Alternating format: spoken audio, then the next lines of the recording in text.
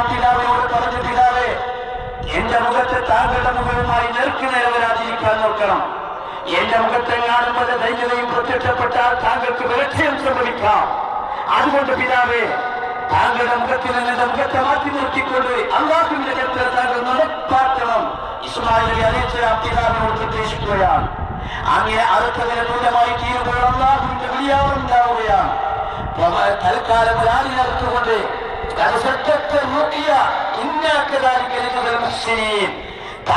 താങ്കളോടുള്ള കൽപ്പന പാലിച്ചിരിക്കുന്നു എന്ന് പറഞ്ഞുകൊണ്ട് ആ കൽപ്പനയിലും അള്ളാഹുവിന്റെ കൽപ്പനയിലും ഇബ്രാഹിം നബി അലൈഹിസ്സലാം ആ പരീക്ഷണത്തിൽ വിജയിക്കുന്നത് നമുക്ക് കാണാൻ സാധിക്കും. ഇബ്രാഹിം നബി അലൈഹിസ്സലാമിന്റെ ജീവചരിത്രം നമുക്ക് നൽകുന്ന പാഠം, ആരെങ്കിലും അള്ളാഹുക്കാർ ഇഷ്ടപ്പെടുകയോ ഹലീലാക്കുകയോ ചെയ്യുന്നുവെന്ന് പറഞ്ഞാൽ ഇതിന്റെ അർത്ഥം പരീക്ഷണത്തിന്റെ ലോകമായ ദുനിയാവിൽ അള്ളാഹുക്കാരെ പരീക്ഷിക്കുമ്പോൾ ആ പരീക്ഷണത്തെ സദൈര്യം നേരിടാനുള്ള സന്ദേഹം ഈമാനിന്റെ ഭാഗത്തൊരാൾ കാണിക്കുമ്പോൾ അയാൾ വിജയിച്ചിരിക്കുന്നു എന്നാണ് നമ്മൾ മനസ്സിലാക്കേണ്ടത്.